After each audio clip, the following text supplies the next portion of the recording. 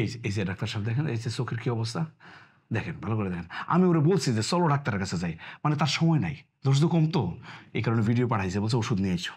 দেখেন এই যে এটা ফুলে আছে। আচ্ছা আচ্ছা, না না, এটা সিরিয়াস কিছু না, এটা ফাঙ্গাসের কারণে সাধারণত হয়ে থাকে।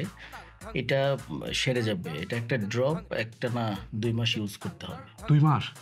ডাক্তার সাহেব মাফ করেন, এটা সম্ভব না। 2 মাস অনেক সময়, বুঝতেছেন না? ধৈর্য কম তো, একটু পাওয়ারফুল দেন, সময় কম। আপনিও তো দেখি তাদের সাথে থেকে ধৈর্য হারা হয়ে গেছেন। আমি থাকতেছি তো, আমি তো বুঝতেছি, আমি তো চিনি জীবনে এই ওষুধ দিব না। আপনি ঠিক মতো একটা পাওয়ারফুল ওষুধ দেন।